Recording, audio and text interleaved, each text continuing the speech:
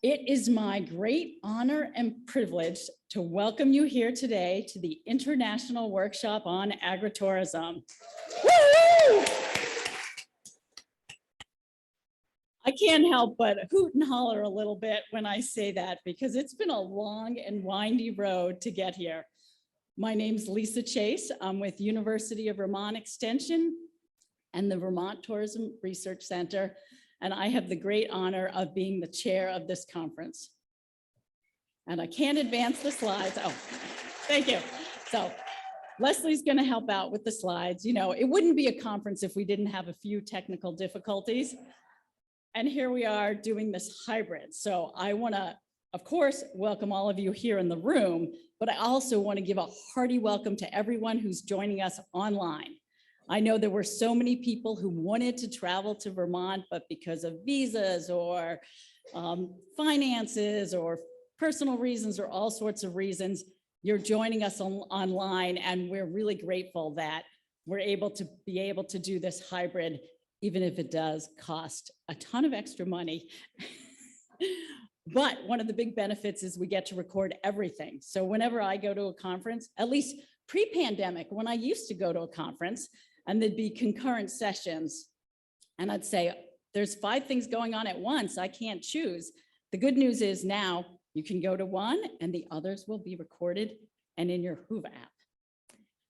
This conference, the journey to get here today started back in 2018 when I saw a call for proposals for the first World Congress on Agritourism in Bolzano, Italy. And I was working for UVM Extension. I've been working here about 17 years then, working with agritourism, being taught by all these wonderful farmers here in Vermont, how agritourism works here in Vermont. And I saw this call for proposals and I thought, ooh, Italy. That could be fun, but also very educational. And UVM, we take our, we don't send people on junkets at UVM. So I was like, I don't know if this is really gonna work.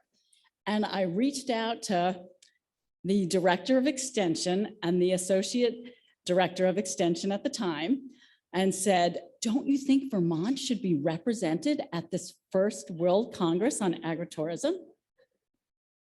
And much to my surprise, the quick answer was yes. Share with the world what we're doing in Vermont, learn from Italy and other countries, and this was the part I was not expecting, and bring the next international conference back to Vermont. So, given that charge, yay! Given that charge, I packed my suitcase, hopped on an airplane a few months later, and arrived in the amazing city of Bolzano, Italy. And I have to say that I was totally blown away by what I learned at that conference in Italy and the connections that I made. I figured I'd drink some amazing wine, have some amazing cheese, and learn about agriturismo in Italy. I did not realize there would be 42 different countries represented at that first World Congress. There were people talking about Peru and agritourism in Malawi, Sri Lanka, India, all over the world, places that I did not realize were doing agritourism and doing it in different ways and with different motivations. It was truly mind-opening, and many of the relationships and connections that I made there still continue now and are the foundation for this conference. Actually, I'm kind of curious, how many people here were at that first World Congress on Agritourism in Italy? All right, there's a handful of people here, and I'm going to say, virtual audience, feel free to raise your hand virtually. You can still participate virtually. Could I have the next slide, Leslie? I'm not even going to try. So there were 42 countries and 250 people represented at that first conference. And my goal coming here to Vermont was, hey, I wonder if we could double those numbers. And remarkably, we've done it. These numbers are from yesterday.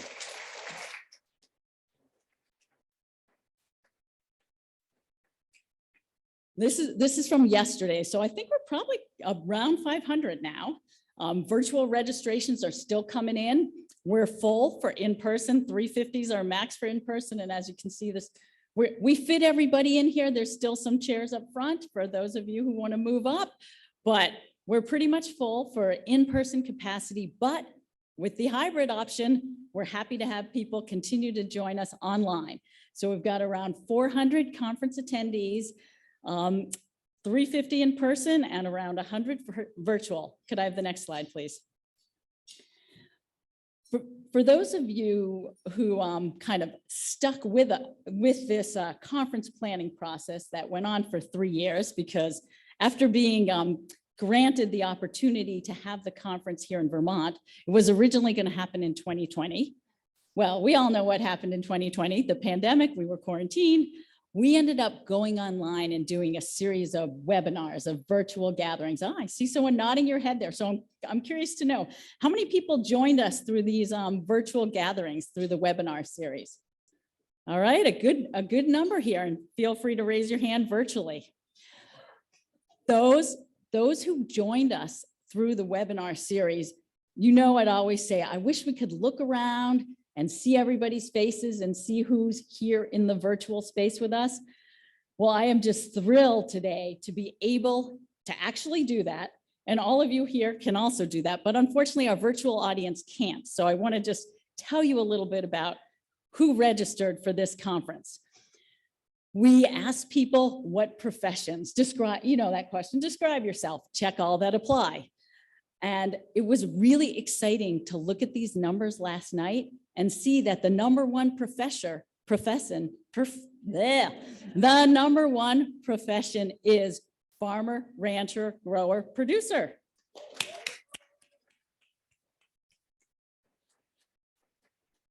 That was one of the goals with this conference. We didn't want it to be just researchers or just service providers. We wanted to make sure that the farmers are here, the researchers, the service providers, the tourism folks, extension, government, agencies, nonprofits, everybody's here together, cross-pollinating and connecting and learning and growing from each other. So part of what was interesting with that question of describe yourself is we got to see how many different hats people wear, how many boxes they checked. And almost half checked more than one box. And some people even checked up to 6 boxes. Next slide. It was also really exciting to see the countries that people came from. So in total, we have 56 countries represented and 33 are here in person.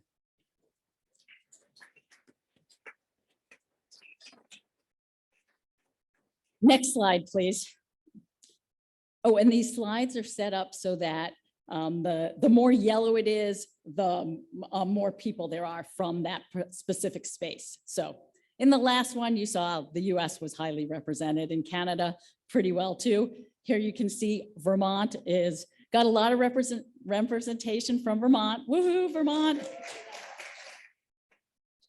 44 states are here in total, and 40 states made the trip to Vermont in person. Next slide. And there are so many people to thank. This conference has been a village working together. I want to start with our International Steering Committee and especially UREC Research, who hosted the first international conference and granted us the opportunity to have this second international conference. And we've got folks on our International Steering Committee from states all over the US, as well as Canada, Malawi, Thailand, India, and South Africa. We also have this amazing local planning committee. And I apologize for not reading off everyone's names. And I apologize also that I wasn't able to list everyone who contributed so much. I do want to especially mention we've got this incredible team at the University of Vermont that's been working nonstop for the past few weeks to really pull everything together. And I have to give a shout out to University of Vermont for being behind this effort the entire time. The extension director 3 years ago said, go bring it to Vermont. And then in the meantime, we've had some changes at UVM. new extension director, new dean of the College of Ag and Life Sciences. And for those of us working in agritourism, we know not everyone gets agritourism, right? Yeah. Sometimes the ag people feel like a little too fluffy, not real. Why are you doing education? And sometimes the tourism people go, what? People in Vermont just come here to ski. They don't need to go to farms. We know they're all wrong about that, and agritourism is where it's at. But I did not know what to think when we had new leadership at UVM. And it was a little over a year ago that I got to meet the current director of Extension, Dr. Roy. Could you change the slide, please? The current director of Extension, Dr. Roy Beckford. And it is my great pleasure to welcome Roy up here, to welcome you here to Vermont. When I first met him about a year ago and brought up agritourism, I figured I'm going to have to explain this to him, and I'm going to have to tell him why agritourism is so valuable. And he immediately jumped in and said, oh yeah, when I worked at University of Florida Extension years ago, yeah, I was involved in agritourism in Lee County, and it resulted in that county being the first to establish a county agritourism ordinance. Back in the 2000s, early 2000s, when I was just barely getting going with agritourism here in Vermont, he was publishing a book on the agroeconomic potential of the British Virgin Islands and talking about agritourism there. So I feel very lucky. We're all lucky to have Dr. Roy Beckford here at the helm at UVM Extension.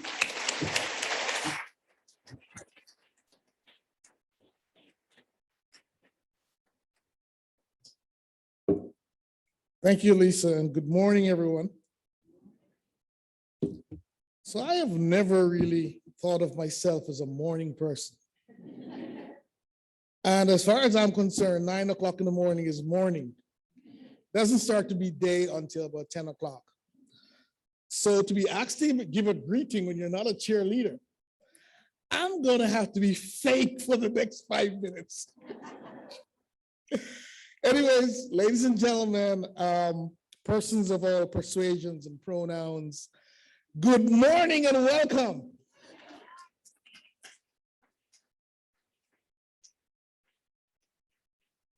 It's indeed an honor for me to have the opportunity to address this distinguished audience in person and virtually. On behalf of the leadership of the University of Vermont, the College of Agriculture and Life Sciences. I haven't seen Dr. Parisi here yet, but she may be. And in particular, the University of Vermont Extension, I welcome you all to Burlington.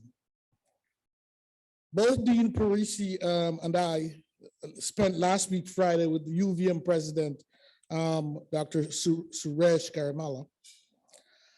We spent all day with them visiting some farms and doing some agribusiness visits in the mountains. And this was hosted by a great friend and colleague of the University of Vermont, Anson Tibet, who is the Secretary of Agriculture. And we were really pleased. The president conveyed greetings and regrets being unable to be with us today. He wanted to be here in person, but unfortunately it clashed with some things that he had to do. As a result of that, I think Lisa asked me to do this. I think she intended to ask me, but it was good anyways. Heartiest greetings to those of you with us in the virtual space. If you're visiting from overseas and you're in this room, kindly raise your hand so we can acknowledge your presence.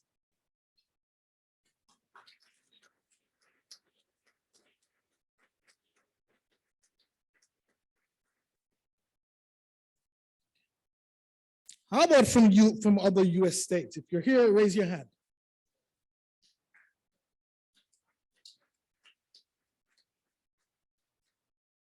How about New England? Not Vermont, just New England. If you're from New England, raise your hand. All right, and from Vermont, let's see you. once again, collectively, in true Vermont style, please join me in giving a rousing round of applause to all of us visiting and attending this conference today and for the next couple of days.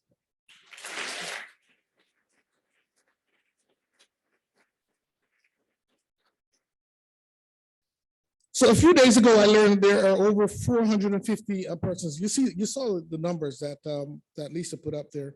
450 persons registered from more than 54 countries, 55, and from at least 45 states in the United States. Demonstrably, this is a mammoth agritourism event in itself, and one that has garnered attention from the governor of this great New England state, who was issued a proclamation declaring the month of August Agritourism Month.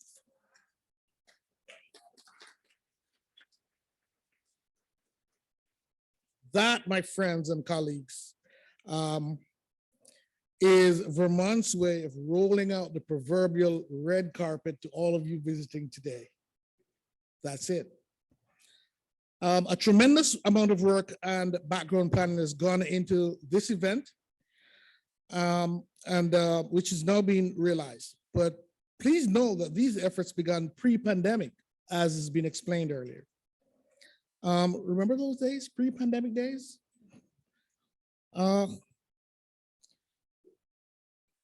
Back when we thought this world would never go back to normal? Are we thinking the same thing now, or have we kind of come, full circle? Well, much of that work, a lot of it was done by Dr. Lisa Chase, and I really have to give it up for Dr. Lisa Chase for putting this thing together, for bringing it back to Vermont, and for doing such a great job that we realized today. Thank you, Lisa. What a wonderful job.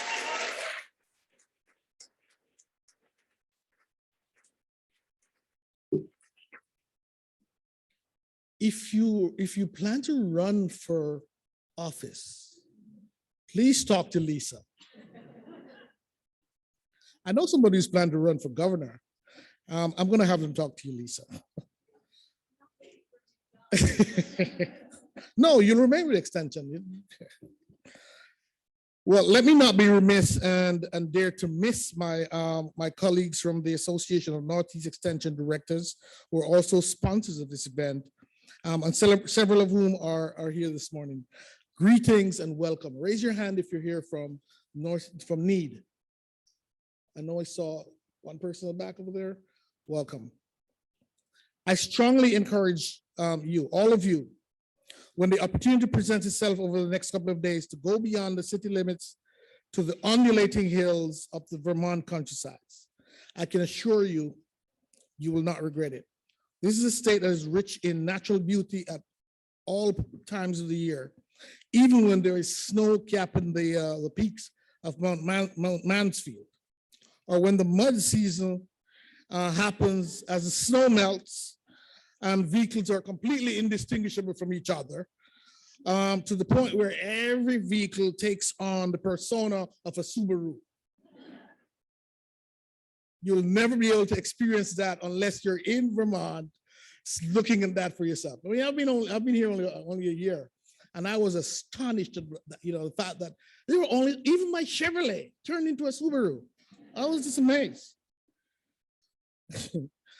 Be reminded that you're now a part of a global network of farmers and ranchers, tourism experts, researchers, educators, agricultural service providers, and others interested in promoting agritourism.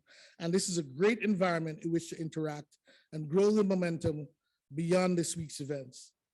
No one said it better than Marie Omland, co-owner of Green Mountain Girls Farm, when she stated, as Vermonters, we are really proud to be hosting the world in a place where the working landscape is central to identity and is part of our culture. I add my best wishes for a successful and fruitful workshop. And once again, my thanks to all the organizers who helped Lisa put this together. We're looking forward to an excellent meeting with great scientists, farmers, and practitioners from all over the world.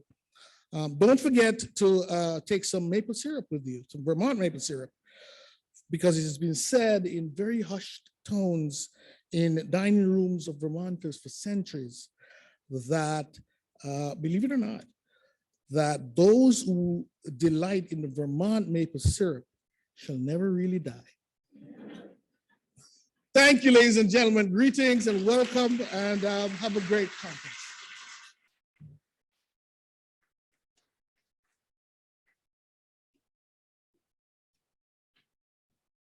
Thank you so much, Roy. I now have to invite up, could we get the next slide, please? I have to invite up someone from my alma mater. I did my master's and my PhD at Cornell, but that has nothing to do, well, maybe a little bit, has to do with why they are here today. UVM has been partnering with Cornell and others in New York and Ontario and Quebec for quite a few years now, pre-pandemic, on an international collaboration that you'll hear a little bit more about later this evening and throughout this conference. But Cornell came in as one of the big sponsors of this conference, and we are so grateful to have with us today Lindsay Pashow, who is the Agricultural Business Development and Marketing Specialist at the Harvest New York team at Cornell Cooperative Extension. And remember that questionnaire that asks, describe yourself. You can wear more than one hat. In her spare time, when she's not working full-time at Cornell, she also owns Adirondack View Vineyard and Lavender in Keysville, New York. Welcome, Lindsay.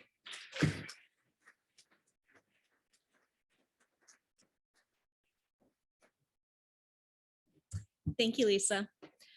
So my name is Lindsay Pashow. I work for Cornell Cooperative Extension's Harvest New York team as an agricultural business development marketing specialist. Cornell Cooperative Extension is happy to be a sponsor of the International Agritourism Workshop. Cornell University is part of the New York State land grant system of Cornell Cooperative Extension is part of the land grant system for Cornell University. Our focus is on connecting communities with research from Cornell University's College of Ag and Life Science and the College of Human Ecology to enrich and empower New York State's neighbors, local businesses, towns, and cities. Our team of agricultural educators work with farms from across the state to support farmers from crop production, disease management, pest management, climate change, and business practices. Agritourism has become a wonderful addition to many of our farms to help them increase profitability and community interest in local foods. Cornell Cooperative Extension has been involved with the development of the Adirondack Cuisine Trails, which include 6 trails stretching from the US-Canadian border through the Adirondack Park. The trail is approximately 200 miles long. The development of these trails have included collaborations with the International Trail between Quebec, Ontario, and Vermont. We hope you have an enriched next couple of days at the conference, learning more about agritourism and connecting with and making connections with our other international agritourism communities. Thank you very much.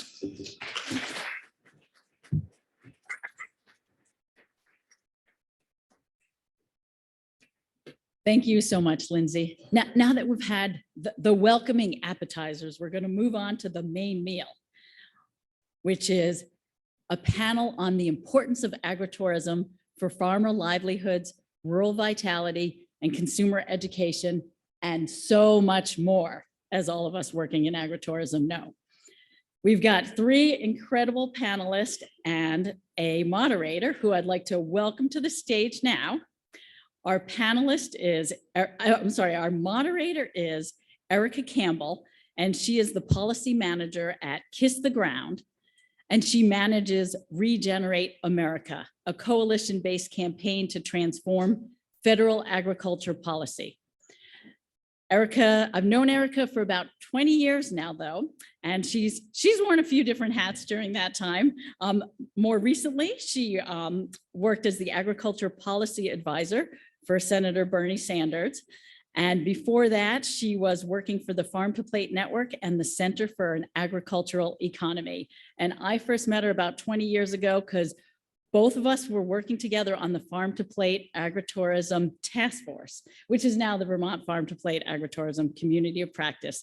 And I've learned so much working with Erica during the past 20 years. And I'm so happy that she's able to join us today and moderate this session. Come on up, Erica. Do you want to invite all the panelists? Yes, I'm going to let Erica do the official introductions, but Maria, Mario, Beth, come on up.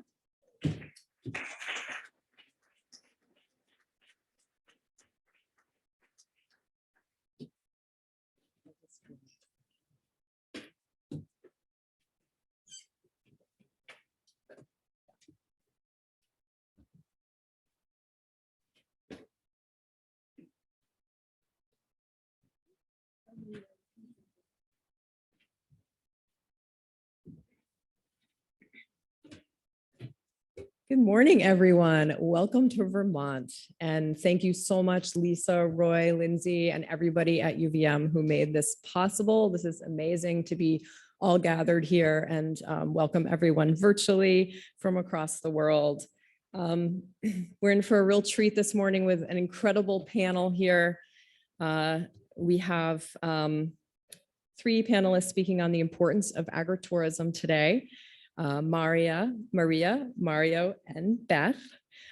From Uganda, we are so pleased to have Maria Baryamujura from community-based tourism initiative Kobati. She is a community organizer focused on rural tourism and agritourism. She especially works with communities living near protected areas. And from Ecuador, we are joined by Maria and Mario. I will continue to get your names mixed up. Mario Fuentes, a tour guide with My Trip to Ecuador, who has extensive experience with agritourism and working with cacao farmers. And from the US, Beth Kennett, owner of Liberty Hill Farm right here in Vermont.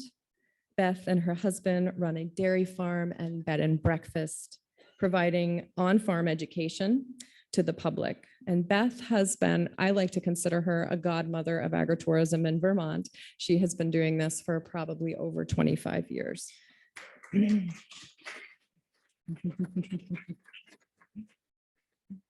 Now, before we dive into the panel, just want to provide a little bit of context for what the panelists will be speaking about this morning.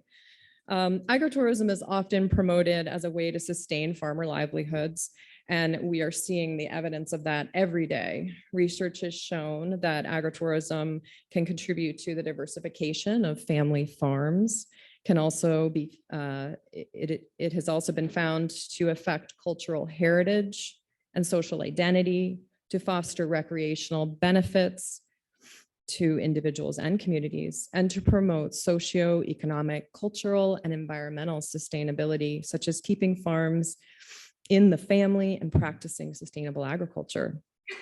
According to a 2022 research paper by Deidre Paroff et al., agritourism has been promoted primarily as a way to mitigate economic challenges faced by small-scale family farmers, but it also fosters land stewardship and promotes agriculture literacy, as we all know. The study found that farmers' motivations range from socio-cultural reasons, such as community and youth development, to educating visitors about land stewardship and environmental sustainable food production. So today, we're going to explore all of these facets, from farmer livelihoods, consumer literacy, community vitality, and environmental stewardship with this amazing panel of agricultural practitioners. So I'm going to pop down here and join you all. Hopefully our microphones work. Sounds okay? Okay, perfect. So let's start by introducing yourselves. Just where you're from, a little bit about what you do, and maybe 3 to 4 minutes, and then we'll get into our questions. Maria, why don't you start? And also, we should have some slides, excellent, that Lisa helped put together. So.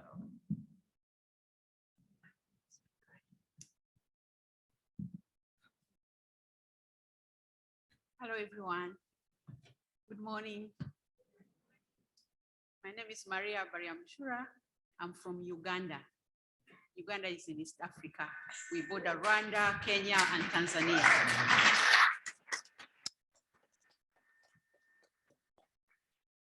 I'm a mother and a grandmother to 6 children. So this is basically who I am. I am a founder of Kobati, Uganda. Kobati is an acronym for Community-Based Tourism Initiative. My background is in tourism, where I have been a participant in Uganda's tourism for close to 35 years. I've done mainstream tourism, tour operations, travel agency, I've represented airlines. In my journey, I noticed a gap. I noticed a gap between mainstream tourism and rural areas, local people, culture, history. There was something missing. I realized this when I went to South Africa for a marketing meeting, because I was working, representing airlines from South Africa. Then the manager of the airline took us for lunch in a community. When we visited that community, it was an eye-opener for me. I saw a different kind of tourism, which was different from what Africa usually practices, which is wildlife tourism, safaris. We came to this village where we saw the countryside, we saw local people, we saw children, we saw women, we saw the elderly, we saw farmers. So everything, I was like, this is good. I never knew where I was coming from that tourism can also extend, that people can go and see other cultures and see a way of life and see the countryside. And I liked that. We ate local food. We bought handcraft for the women. The children entertained us. The older people shared with us about their culture, their history, their heritage. I looked at the way they farm, the countryside, the way the small farms were, and I was like, this is what I wanted. So I come back to Uganda. When I reached Uganda, I was a member of the Association of Uganda Tour Operators. I go to this meeting, I'm fired up. I'm like, there's this kind of tourism. It connects the local people, it connects areas, agriculture. People are like, Maria, what are you talking about?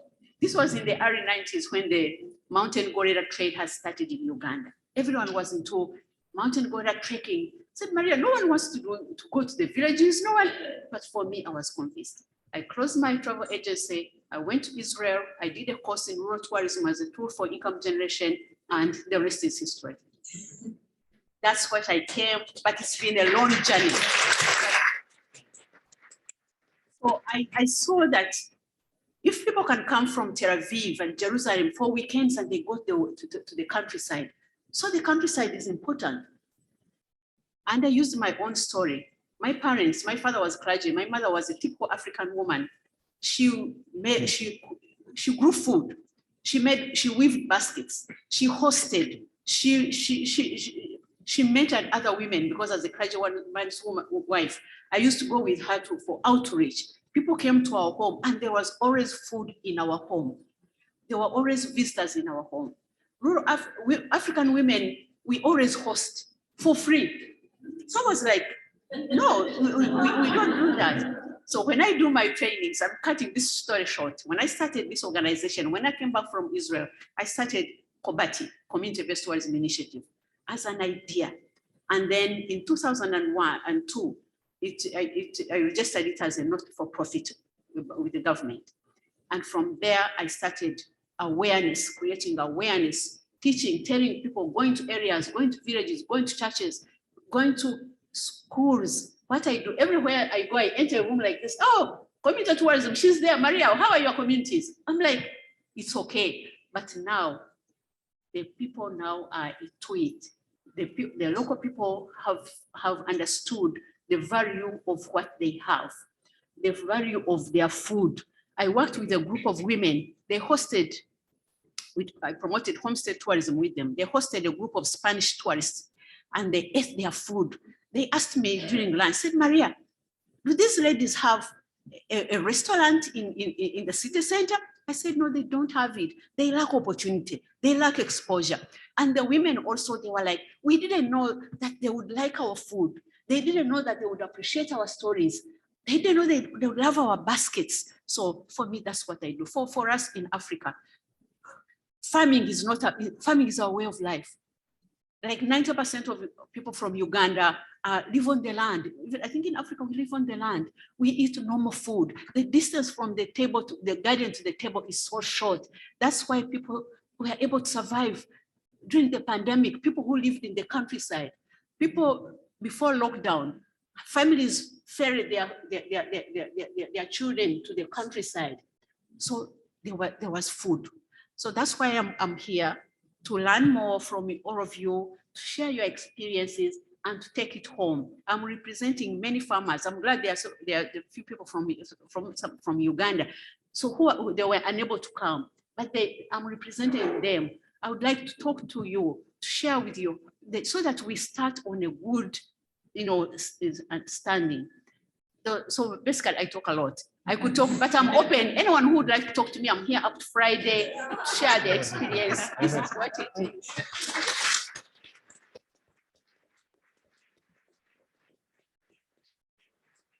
Thank you so much, Maria. So Mario, would love to hear a little bit from you about your work at Yes, I'd love to hear from Mario next. Okay. Hello, good morning. My name is Mario Fuentes, and I am from Ecuador. I own a tour company in Ecuador called My Trip to Ecuador, but my background was not in tourism. I'm actually a financial analyst, and that's what I studied in university. And I actually worked for an American company in Ecuador for 3 years. But since I was a teenager, my dream was to work in tourism, but my parents were not very supportive. They were like, the tourism, we're not sure. So anyways, when I was 24 years old, I said, okay, this is it. I'm going to follow my dreams. And I quit my job and I started my tour company, which specializes in agritourism. So basically what I do in Ecuador is like, I take people to farms around Ecuador and mostly cacao farms. For example, what we do in the cacao farm is like, we go to the farm, we are welcomed by the family, which is usually all of them are very nice people. We kind of like walk through the plantation, we get to see the trees, we harvest a cacao pod, we try a raw cacao seed, then we kind of like go and with the dried cacao beans, we make chocolate from the scratch, which is like magical experience. Then after we make like the pure chocolate paste, which is a natural cacao, we try it with like some sugar cane, to see the different taste. And then we go and make chocolate bars actually. And then we go and have like a 3-course farm to table lunch, which is an amazing experience. But I also work with other farms, not just cacao, mostly cacao, but also with like organic and medicinal plant farms, with fruit farms. There's also like a high-end farm called La Danesa that has like horseback riding, river tubing, and they all like do, these different things. I mean, myself, I come from a cacao farmer's family. From my mom's side, her family grows cacao since the 1700s. So the last generation of cacao farmer was like my grandfather, who's still alive. He's 94 right now. He lost everything in the floodings of 1998. And my mom and her siblings, her 2 sisters basically, were city people. So they didn't want to replant anything. And he was already 70 years old. So he said like, I'm not going to start from zero. So right now that I do tourism, he's like, I do like cacao farms explanation. He's like very proud of me. He's happy because he said, even though I'm not growing cacao, he's like so proud to see that I'm showing cacao to the world, because in Ecuador we receive people from all over the world. And I'm also very proud myself because even though I own the company that I founded, I'm also the tour guide for most of the tours. So I like to explain myself, like about cacao, and it's just like a very nice experience. Most of my customers are people that go to the Galapagos Islands, and they come to Guayaquil because they have to go to Guayaquil before getting to the Galapagos, and their cruises tell them like they have to go 2 days early because if something happens to their flight, they have another day to like make it to Guayaquil, because if they just get their flight the day before, and if they don't make it, they miss the cruise, and this cruise is like $10,000 a person for a week, so they don't want to miss it. So that's why they have like always 1 free day before the cruise and like 1 free day after the cruise. So this is where I come and I'm like, hey, what do you want to do? Like, we can go to a farm, like And a lot of people is more like they don't know about it. So they're like, okay, I want to look check the city. I want to do the city tour. So they call me and I'm like, okay, you want to see the city, but what about if we go to a cocoa farm and make chocolate from scratch? And they're like, what? Is that an option? And I'm like, it is like the best option. So way better than the city and here in the, you know, cars honking and stuff. And they're like, oh, that's nice. So basically that's what I do. And what I want to like, you know, talk about is like the amazing positive impact that the cacao farms have had since they have opened their doors to agritourism until now. The farm that I go the most to is a small farm. It's 10 acres. You know, it's 10 hectares, so it's 20 acres. But it's like Stalin founded this farm 50 years ago, and he had with his wife Lenny 9 kids, and their kids are right now in their 40s and 50s. So they got married, and they have kids. And their kids have kids. So there's 4 generations living in this farm. There's 48 people. And before they opened to agritourism in 2014, they were just living on the cacao production, which the price fluctuates a lot. Sometimes it was like 380 a kilo, but sometimes 320. But in 2013 and 14, it got to like 180 and 1 month to 120. So what they were selling for their small production was like in a good price, $2,000 a month, which they could make a living for everyone in the family. But in the low price, it could be $600 a month, which was hard for them. So they decided to open for tourism in 2014. And because there's a national park very close to their place and they didn't have like a place to have lunch. So they first opened as a restaurant for people to have lunch. But then people, you know, from the US and Canada, which is people that visit us the most, went for to have lunch and they saw the cacao pots and they were like, oh, what is this? And they were like, people from the farm were like, oh, don't you have that in your backyard? And they're like, no. So they developed this new cacao experience and chocolate making process. And I mean, 8 years from now, it's been amazing the results they have had.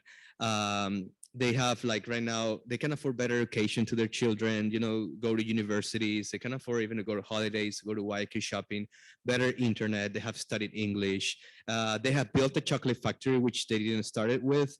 They have make the restaurant bigger.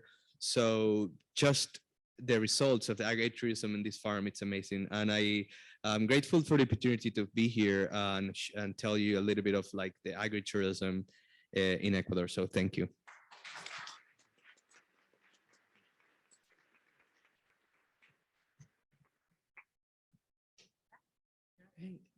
Good morning, all. I'm Beth Kennett from Liberty Hill Farm here in Rochester, Vermont, and I want to welcome you all to Vermont, to the United States, to North America. This is an incredible honor and blessing for us to have you all here in person and those who are attending virtually. This is just absolutely incredible. So as the Vermonter on the panel, I just really want to welcome you so much. This has been an amazing experience for me. I started taking guests on our dairy farm in 1984 and working with the University of Vermont Extension, trying to figure out how to spell this agritourism thing. And as you can see on the slide behind me, I have been incredibly blessed to truly welcome the world to our farm. It's been amazing. The dinner platter that you see there was created by a local artist and given to me by a group of guests who gave it to me a number of years ago because they saw that indeed we had people from all across the country and all around the world coming to our farm. And amazingly, that same group of guests from New Jersey were at my house this weekend. They have come for almost 30 years in a row, with just the exception of COVID. So I really am truly blessed to welcome everyone to my home and welcome you all here to this experience that we can have together. Agritourism does that. It's so crazy in my mind. In 1984, there was a downturn in the economy.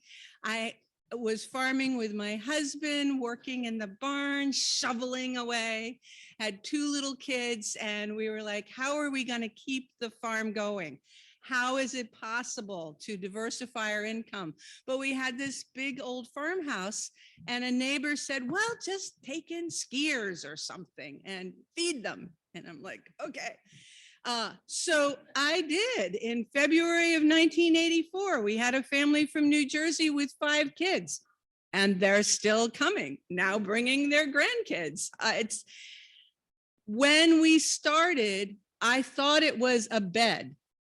I didn't realize that we were part of this global movement. Wow.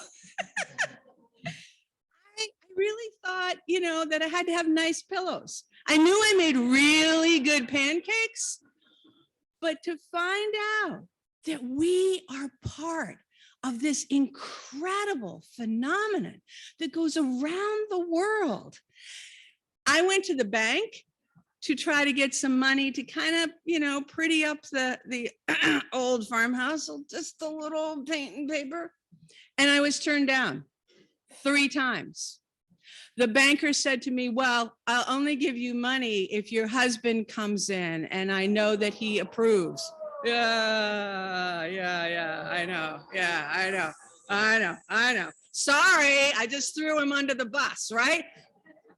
What was amazing was 18 years later, I went to Capitol Hill in Washington, D.C. to meet with Senator Leahy, with the dean from the University of Vermont.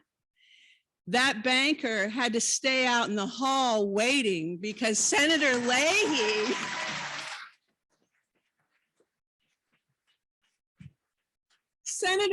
wanted to keep talking to me about agritourism. And he had me go with him on a trade mission. It wasn't a junket, don't worry, wasn't a junket, but a trade mission to Ireland, where I saw clearly that it wasn't about the pillows, and it wasn't even about the pancakes, even though I served very local Vermont maple syrup on them, but it was about economic development. And that's what this is. And it's so fabulous hearing from Maria and from Mario, how the economic development in the rural areas has revitalized they personally and their families and their communities. And that's what it has done for me. And that vision of what we can do together, sitting at the table, sharing our food, sharing our stories, sharing our lives. Wow. Very cool. So that's what I do. Yeah.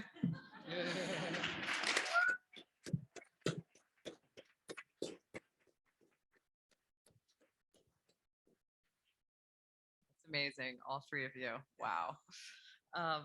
So I think, Mario already touched on the farmer livelihood a little bit, and everybody's kind of mentioned the economic impacts. Just wondering if maybe Maria, if you want to speak a little bit about some of the impacts you've seen directly to the farms and the farmers in the communities that you work with.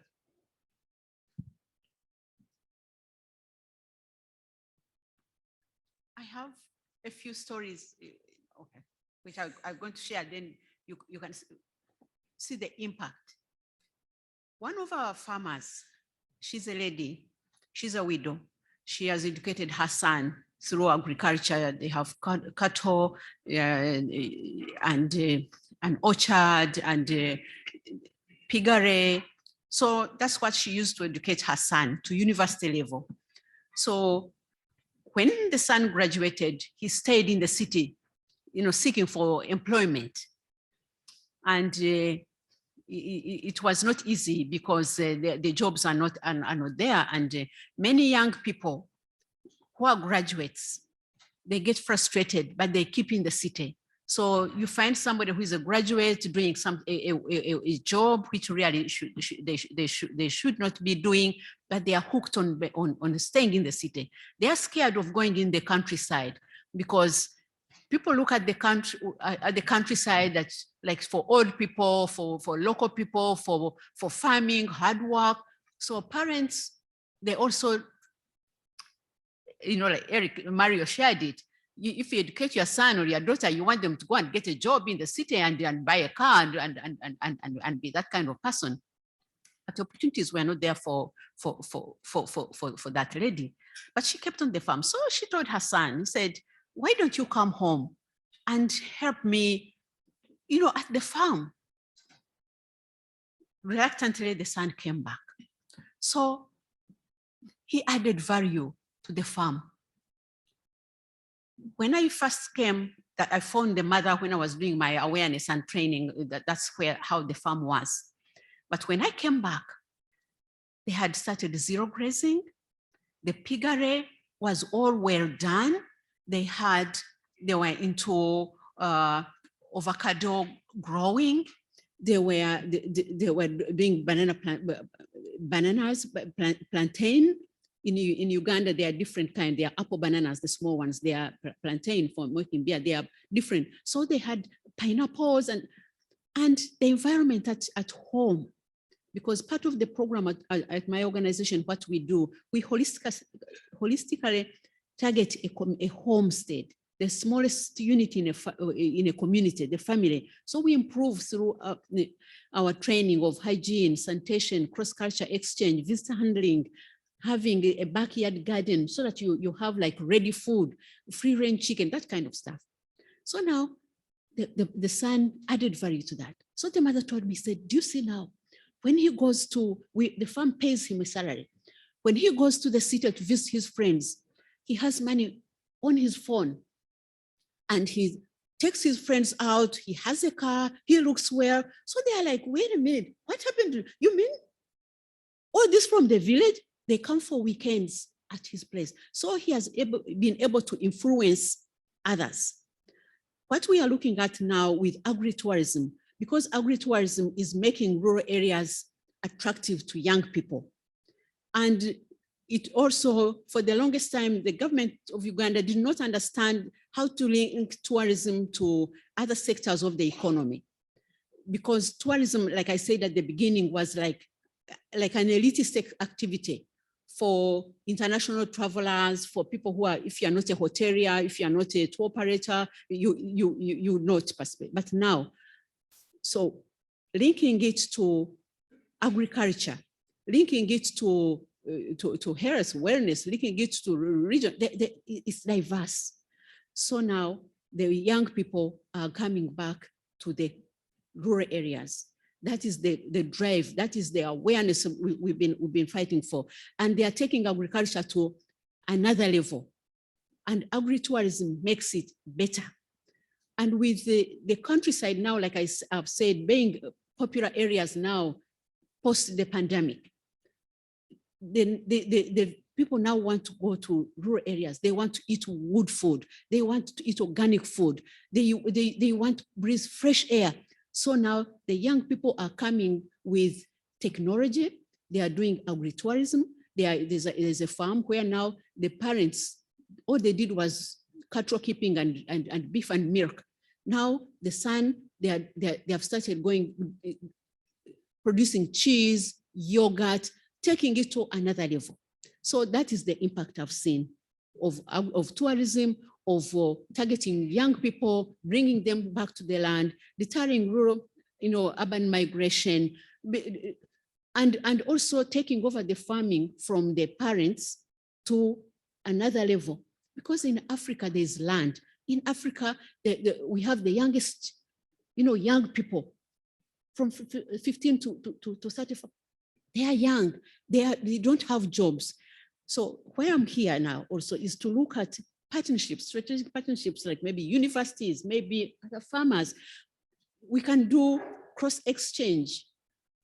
Farmers, students or lecturers, researchers, they can come to our organization and partner with us, and then bring this knowledge, empower those young people more at home, because with visas and you can't come. So you can come to them. And then at the same time, your students can also have practical hands-on experience of agriculture, also about Africa. So that is the impact I've seen. And lastly, the impact on women. The impact of women and conservation. Because like now women, we are like, they do weaving, baskets, souvenirs, soft furnishing. They need market for them. But then also the women now, they have started getting money from their weaving because we've trained them to target production. So don't make a big basket because no one is going to carry the potatoes, whatever, but Erica here would like to take a sample, but with the story behind that. And now conserve the wetland where they get the materials. So we tell them when you conserve the wetland, that you still get the raw materials to make the baskets. So that's how we make the training. We make it to the people so that the people understand and relate to it. Because for the longest time, tourism was not well understood. But you said, what do you have? We are farmers. We are cattle keepers. In Uganda, we have unique cows. They are like Ankole long-horned cattle with very beautiful horns. Their beef is cholesterol-free. Their milk is good. So, and there's culture, tradition associated with food, associated with crafts, associated with farming, with cattle keeping, their songs, their dances, their craft. So all this enriches the experience. And now that people have woken up to that, they are now looking for old ways. They are looking for the stories. The women are now getting more money. They are able to send their girls to school. They are able to do saving groups, and they have their own money. One of the the women are able now to go to have safe delivery of their babies because there is a certain kit you take to a clinic to be able to help you deliver. And it's about like $20, but the women would not have it. So they would go to traditional birth attendants, but now they can afford that mama bag. The women now are bringing something to the table. At the graduation of one of the groups, one woman stood up and said, Maria, my husband now treats me differently because she brings something, she contributes. They pay for lunch for their children. So it might be small, but that impact is big. And it will grow from the family, it will grow to the young people, and hopefully, even past my time, that is the impact I'm seeing. And that's why I'm here to learn.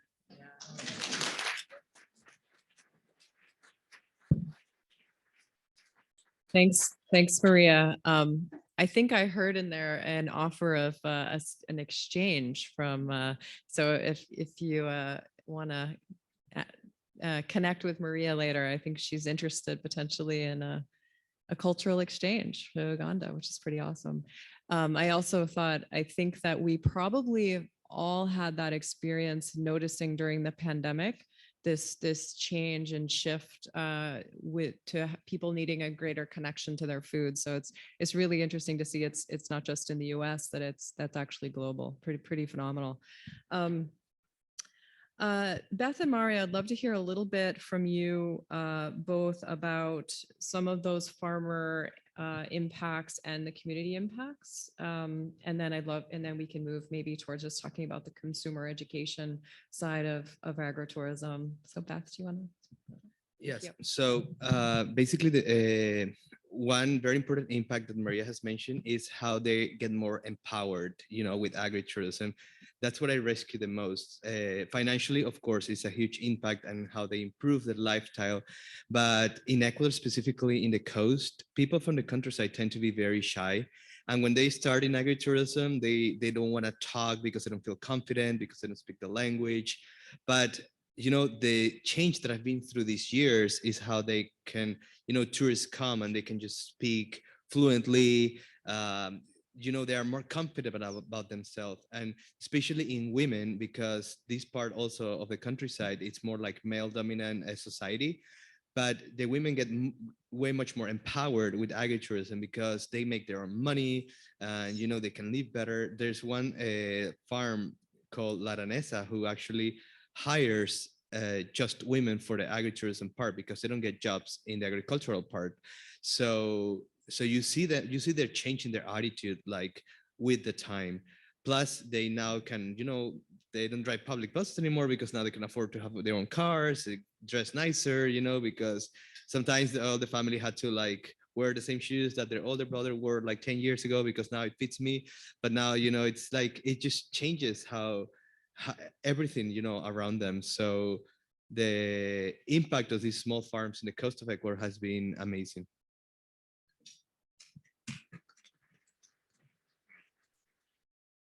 So what's fascinating to me is that I can absolutely echo both what Maria and Mario said. And it sounds like, well, that's kind of crazy. You're in Vermont in the US, but really their experiences transcend wherever we are. And that's the really incredible thing. I didn't say that my husband was really smart, and he told me that we would find another way when that banker refused me 3 times. So Bob didn't go to the bank. He knew this was my business and I needed to create it, and we would find another way, which obviously we did 38 and a half years ago.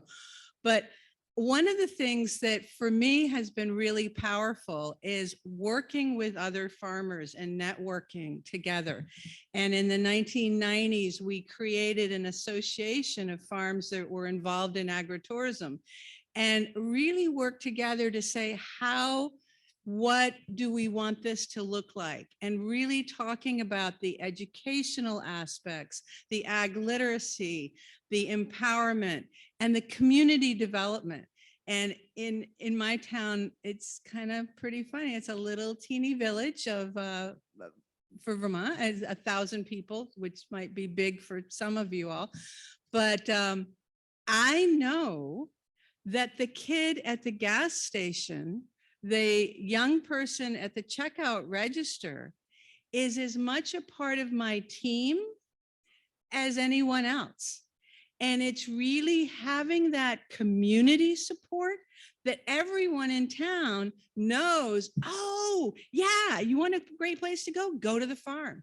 Everyone in town knows that I support our local economy, whether it's the hardware store or the grocery store or the cafe or the bookstore. They all know that my guests are helping supply economic development to their businesses. And that, for me, has really been a wonderful way that I can contribute in our local community. And seeing that, and the other piece that Maria talked about and that Mario has been living is we have our son there on the dairy farm with us, and his area of expertise is the cows. I mean, he is the ultimate cow whisperer. But his wife, who did not come from an agricultural background at all whatsoever. She grew up just outside the city of Boston and had never met a cow until the day she met David. Just saying, she has in the last couple of years, just before the pandemic hit, started a farm tour business. I need to connect her with Mario. And it's been phenomenal. She does 4 mornings a week, and she is booked constantly, and she loves it because it has caused her to learn about agriculture, to learn about dairy, to learn about ag economy, about ag policy. And it's really caused her to grow and become really, really invested in our farm. And David and Asha have 4 children, 10, 6, 4, and 2. And they are a part of it. And the 10-year-old has told me that she's going to take over the business and I need to give her my recipes. How cool is that? That the next generation is already invested and excited about being there on the farm.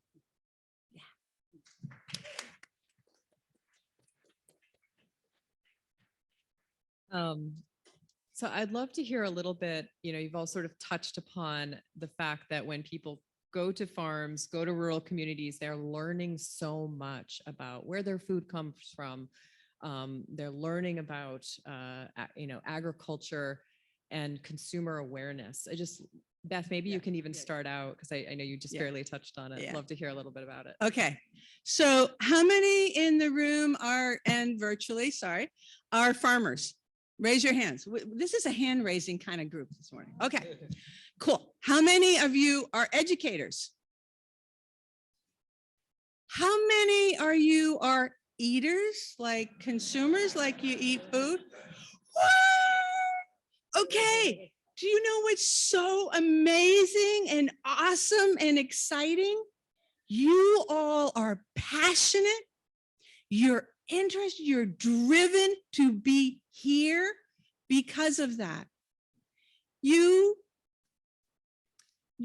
care about connecting food and farmers with people around you. That is why you're here. Because you have the passion and the love for farming. You're excited about food. Oh, I'm excited about having Mario's chocolate bar. Just saying, yeah. But you are. You wouldn't be here if you weren't really excited about food and farming and bringing people into a relationship and an experience that appreciates and values that. That's what agritourism does, in addition to all the economic development and all that. But wow, how powerful is that? That you provide an educational ag literacy experience that is a joy and a delight. Wow, you all are phenomenal. Thank you.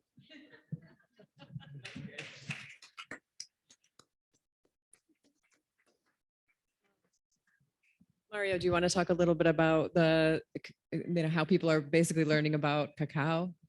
Yes, not only cacao, but food in general. So I get in my tours a lot of city people, which they go to Ecuador for the Galapagos Islands because it's been in their bucket list and their dream. But these are city people that have never been to a farm. So I really want to remark, if that an English word, remark, okay. I would really want to remark about how things grow in the farms. It's not that I just talk about cacao, but I show how everything grows, because I know what we're going to eat. So we walk through the rice fields and I'm like, okay, this is going to be the rice that you're going to have in your lunch later, and then I also want to educate them about the stereotypes about chocolate and cacao, because a lot of people is like, oh yeah, I just want to try a little bit because chocolate makes me fat. And I'm like, okay, it's not chocolate that is making you fat. It's not the cacao that is making you fat. I said, it's all the sugar added to the chocolate bars you're eating that is making you gain weight. I said, I don't know if you know, but regular chocolate candies like Hershey's and this brand, I'm not going to say any brand because I don't want to talk about any brand, but these regular chocolate candies are between 90 and 95% sugar and just 5% cacao. So eating a dark chocolate bar, it's already when the bar is 50% cacao. So imagine having half cacao, it's already considered dark chocolate because the industry is just between 5 and 10% cacao on a bar or less. So that's why I teach them, and I really want to remark about eating things pure, if that's the right way to say it, because we kind of harvest sugar cane, we squeeze them, and the liquid that the sugar can give you, if you boil it and boil it and boil it forever, it solidifies at some point. It gets, the liquid goes away, so it solidifies.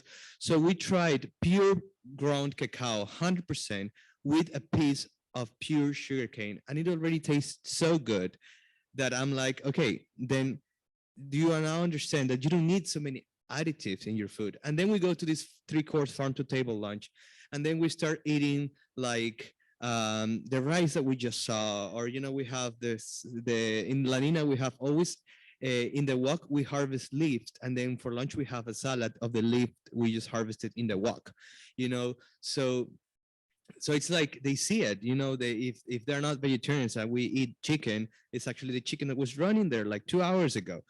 So, it's just a change of mindset for them. And you believe that it may not impact them, but it does. For most of the people, it does, because I do get a lot of like, well, they mention it in like the reviews I post online, like, oh, life-changing experience. And they talk about this, how they learn to eat like more natural. But they also like, I receive emails saying, Mario, after a tour with you, I'll like check labels when I go to the supermarket because I want like the less, additives in my food. And that for me is really like a success, because changing people's behavior for good is good. Okay.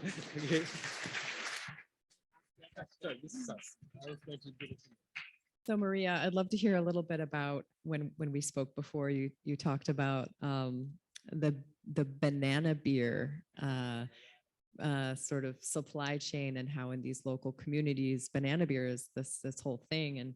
And now people are coming to also learn about the banana beer process. I would love for you to speak a little bit about that.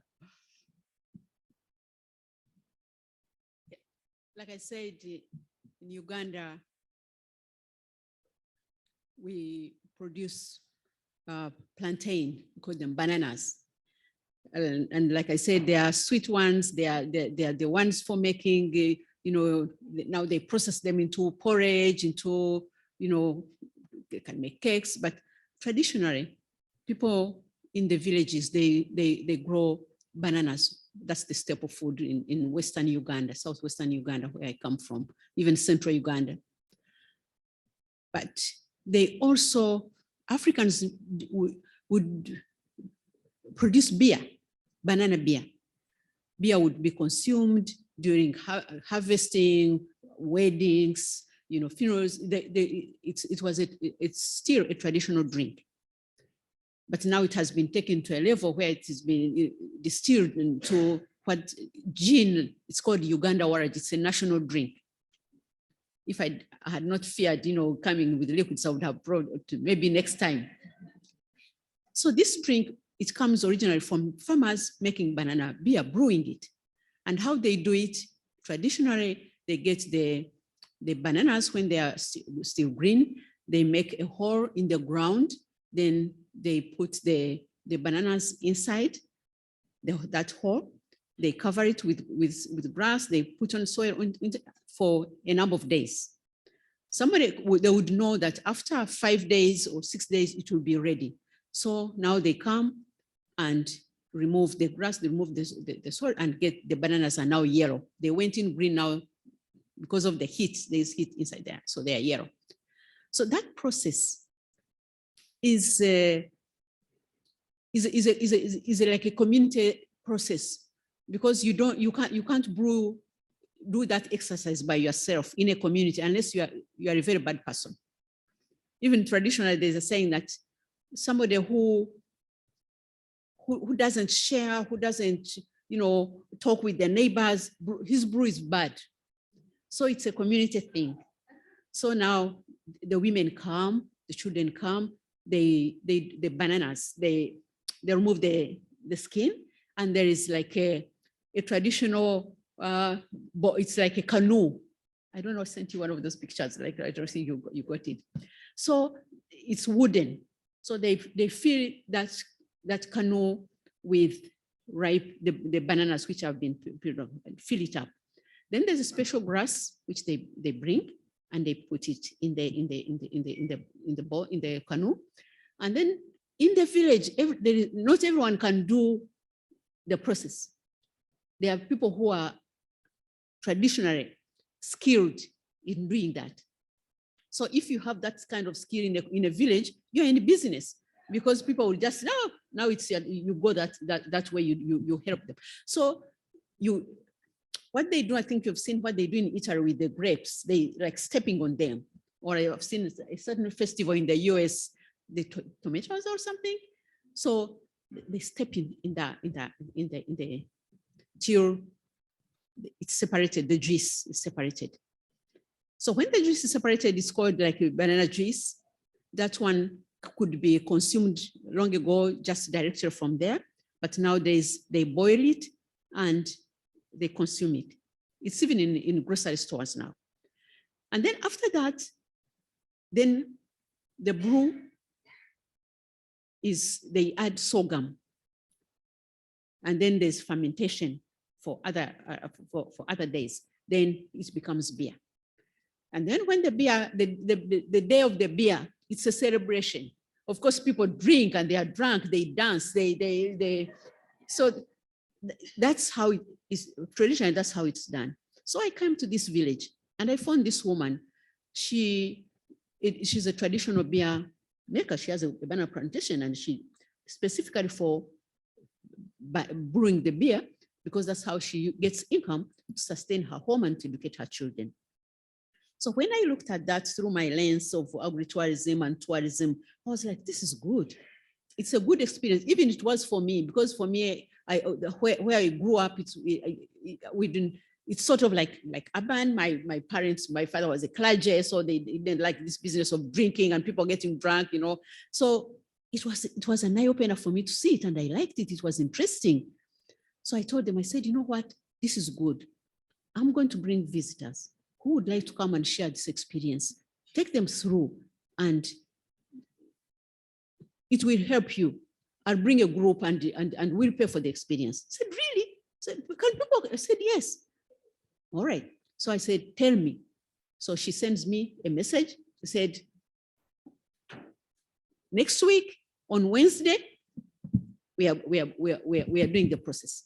So now, through a tour operator whom I know, who understands, I don't use any operator for our program. It's somebody who understands the concept, and also who is mindful of the community, that you don't bring road buses to this village. No. So now they come, they visit.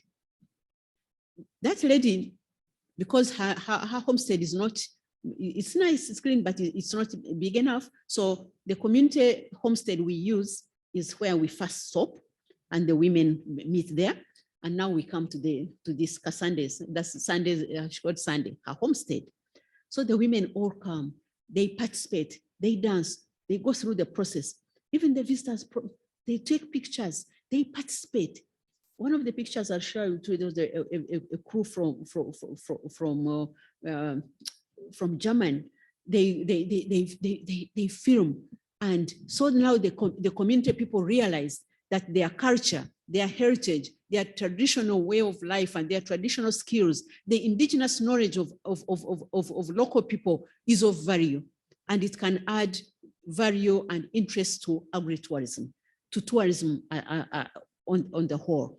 So that is one of the activities. It can also be another village. There's a blacksmith who does it in a traditional way, and they can produce,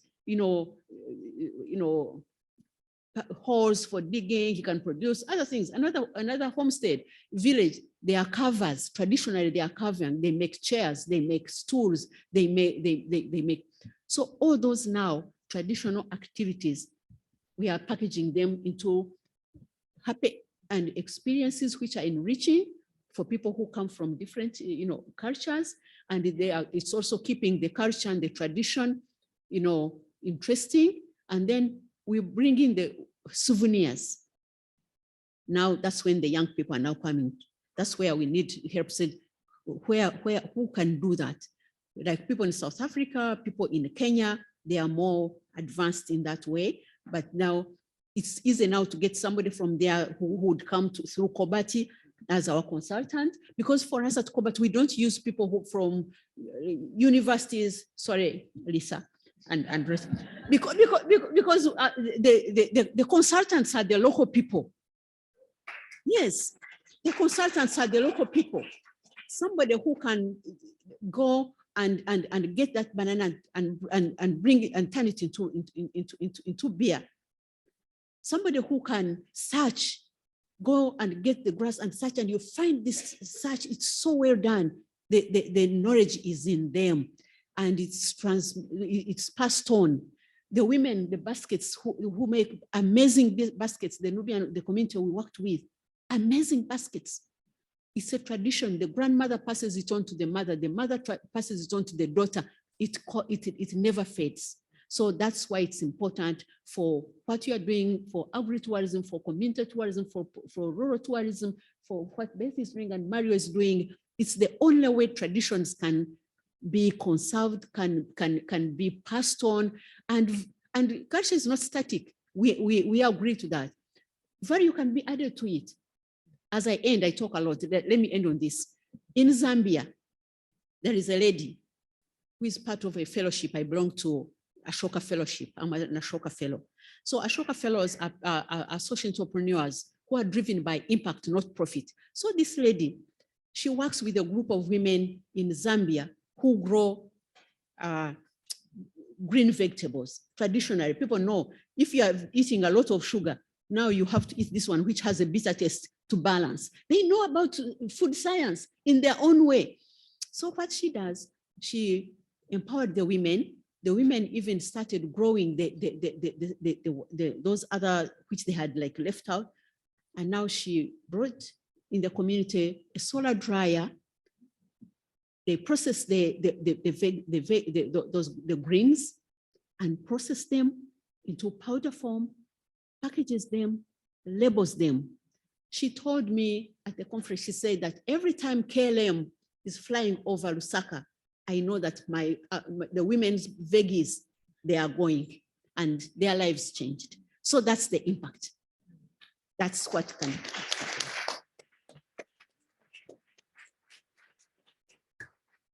Yeah, I think we're almost out of time. A couple more minutes. I'm thinking I'd love to hear just maybe really quickly. I mean, so many of the workshops and over the next few days are going to be about the solutions that we need, the challenges and overcoming some of those. And I'd love to hear about a couple of things off the top of your mind that we need to support agritourism. We've just heard about the incredible benefits for the last hour. So just to get our minds thinking and moving into all of these wonderful workshops that we have over the next few days. Beth, why don't we start with you? So one of the topics that we were going to talk about was the whole impact that environmental stewardship and the opportunity that we have as farmers and as people engaged in agritourism to help increase the awareness and understanding of our guests about the true concern and caring for our land and water and animals and all that we do as farmers with environmental stewardship. And so one of my stories, and Lisa can laugh because she's heard a few of my stories. Yeah, we all have stories. We had a family arrive at the door from a more populated area. And they had a little boy and he was like 6, so he was in school. And they came to the door and I didn't have my usual opportunity to say, welcome to the farm. It's nice to have you. Hope you had a good drive up. And can I play? I didn't get to do any of the welcoming comments. The first words out of his mouth is, why do you have so much dirt? And I'm like, okay, I live on a farm in Vermont. We live on a dirt road. I have a dirt yard. And I was like, and it had just rained. So there were like mud puddles everywhere. And I'm like, okay. And then I looked at him and I realized that this little boy, where he lived, everything was paved over. You know, he lived in a high-rise apartment building and the sidewalks were paved and the streets were paved and the schoolyards were paved, the parking lots were paved. The parking, you know, they'd paid over Paradise and put up a parking lot. Yeah, that's where he lived. I had the incredible blessing of introducing this little boy to dirt, to soil, to explain to him that without dirt, you can't have grass to feed the cows, to make the milk so that he could have the cheese and ice cream, that all of life came from dirt, that without dirt, there is no food. Without dirt, there is no life. It was amazing. His mother was going to have a heart attack, but I gave that little boy a pair of boots and he splashed in mud puddles all weekend. He made mud pies. He played in dirt and he was the happiest boy in the universe that weekend. I don't think his mother ever recovered, but what a blessing to be able to teach this child where life comes from. That's real environmental stewardship, changing lives, teaching people how much we care about dirt and water and our animals and our farms and our families and our communities. What a blessing to be able to share this. All of you are part of that. Thank you.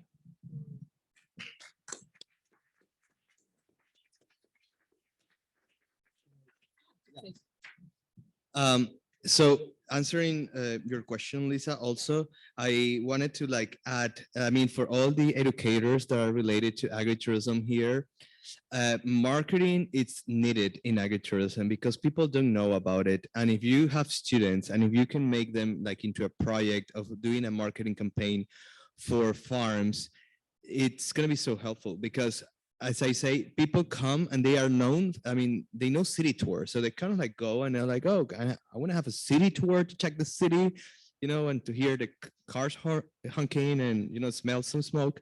And I'm like, oh, why don't we go and hear the birds and, you know, taste some chocolate and smell some fresh food.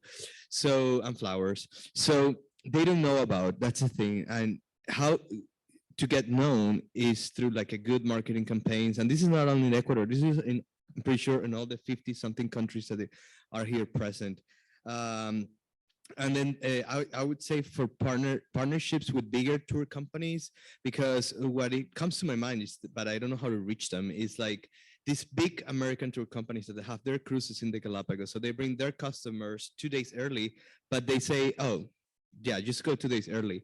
But if they can say like, hey, you can go 2 days early and you can visit a farm around the area, it makes such a difference because some people just stay at the hotel. They don't even want to do a city tour because they don't know what to expect. So if there's partnerships with these bigger tour companies that they tell people, you know, what they can do in their free time in these areas will be very helpful for agritourism. Yeah. And to jump off from what Mario just said, Erica's question, which I didn't answer.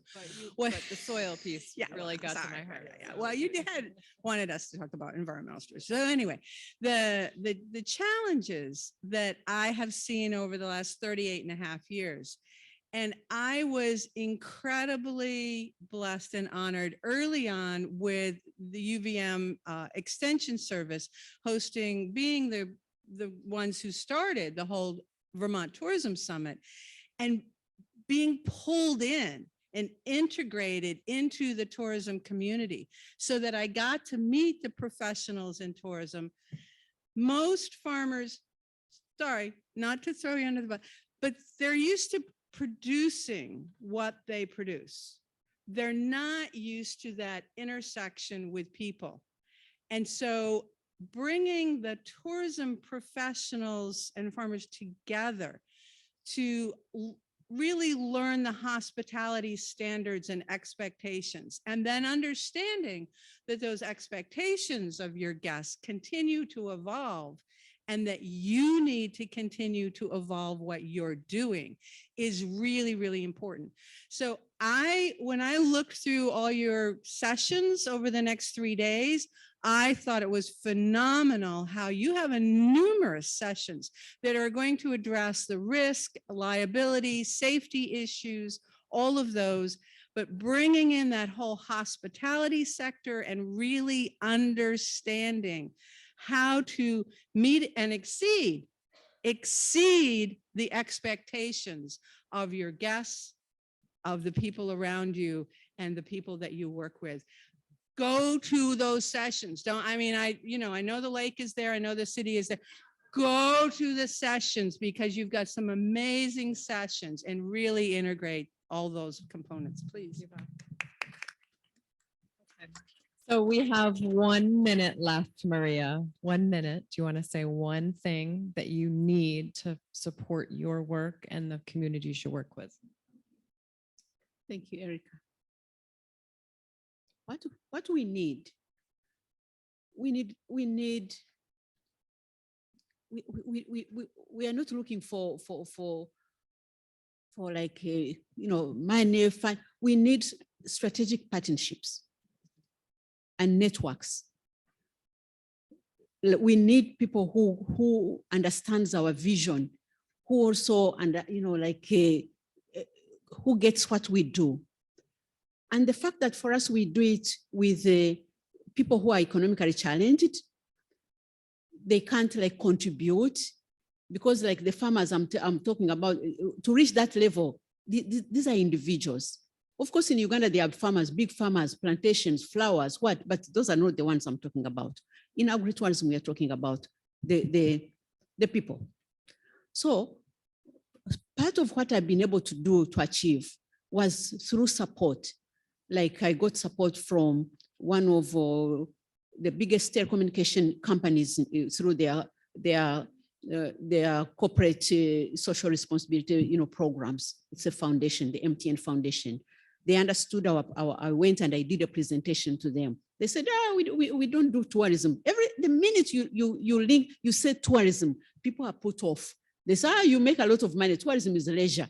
So, but they gave me a chance. I persisted. I went to the board and I did a presentation and they supported us. So we need to be able to have partners who understand what we do and they can support us. They can support us through maybe people who can come maybe for 2 weeks and help out, design like trails, village walks. There's a lot of herbal medicine.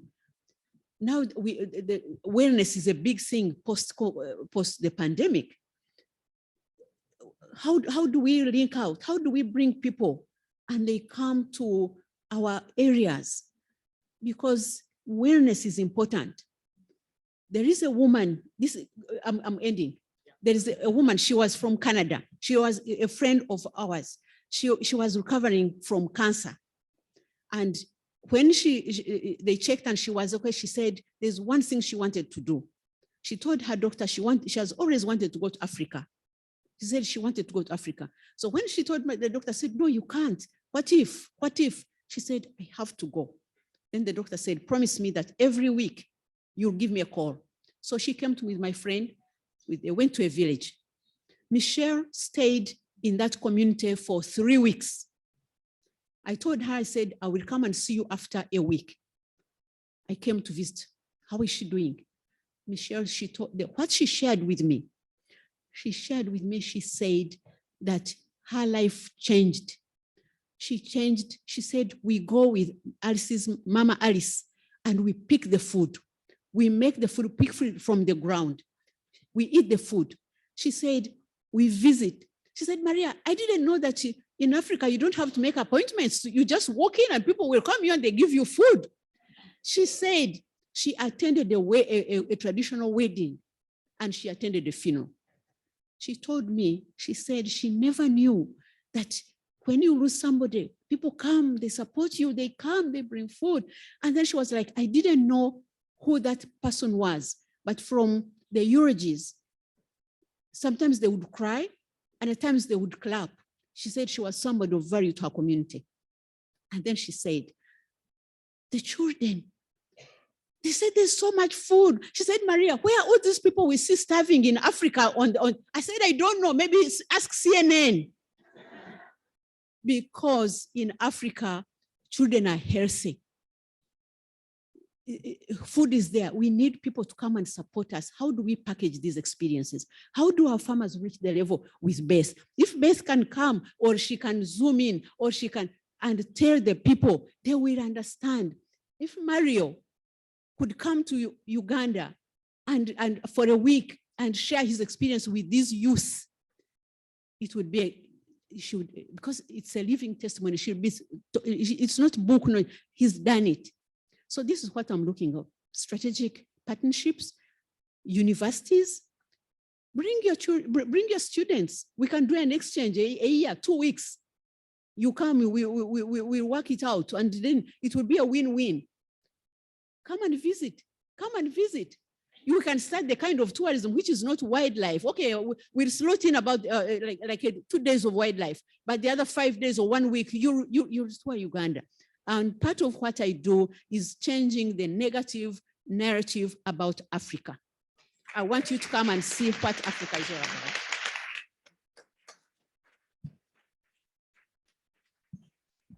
All right, one more round. Thank you so much to our panelists.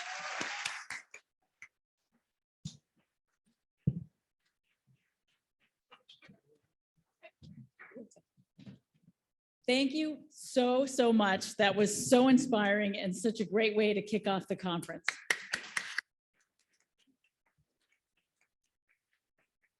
I forgot to look at, I was just so engrossed in the stories that I forgot to look at the time. And all of a sudden I was like, oh, the session's almost over. Could we have the next slide? But honestly, I could just sit here and listen all day to these experiences and the stories. And the good news is we have 3 more days. Woohoo! Before we head off, in a few minutes, we'll open the doors and you'll head off to concurrent sessions. Before we do, I want to ask all of you some of the questions that were asked of them. In particular, what do you need? And also, what will you do? We come to these conferences, we meet amazing people, we get inspired, and then we go back home and deal with the piles of emails and whatever and the backlog that we need to deal with. And I don't want us to forget about the inspiration and the motivation and the ideas that will come out of the next 3 days. And so collectively, the local planning committee and the international steering committee put together a statement of purpose.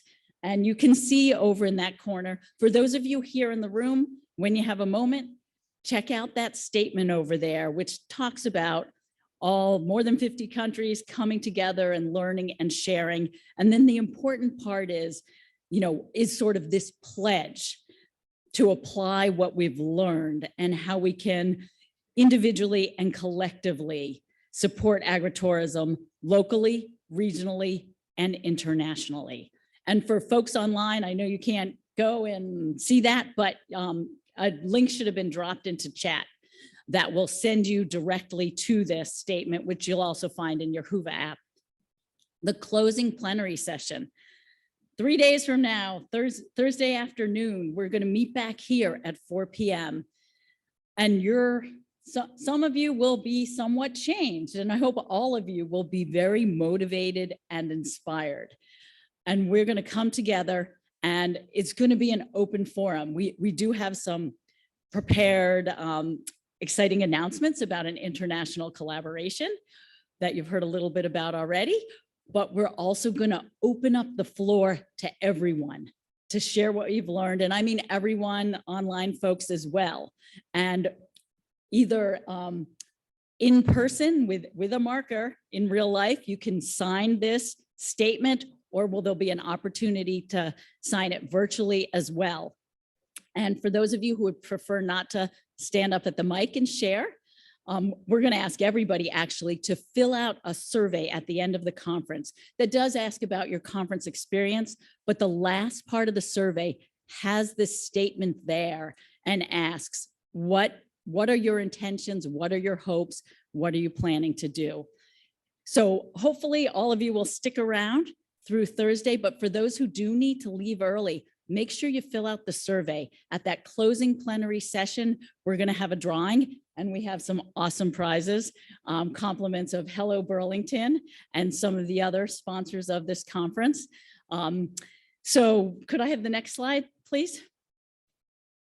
So keep that survey in mind, keep the ideas and the action statements after you have a really inspiring conversation or session and you're thinking, when I get back, I'm going to do this, write it down, jot down your thoughts on how you're going to, what's going to come out of this conference for you, and we'll come back to this Thursday afternoon. We're now going to head off at 11 a.m., which is in 15 minutes. We're going to be moving into concurrent sessions. So there'll be 5 rooms that will be open. The schedule's a little overwhelming. It was overwhelming for me as an organizer, and I know it's overwhelming to look at, but we just had so many great presentations submitted. It was hard to say no. So we're going to have 5 concurrent sessions going on at once, starting at 11. 3 are in Green Mountain Room A, B, and C, which are on this floor, head back by the hotel registration desk. And then the Vermont Room and the Lake Champlain Room are both upstairs. Go up the stairs to the mezzanine, and there's the Lake Champlain Room and the Vermont Room. And I think that's Marie, Leslie, any other final announcements, or are we pretty good? All right, then with that, we'll close this session. You'll be at your concurrent sessions from 11 to 12, and we'll meet back here for lunch at noon. Thank you, everyone.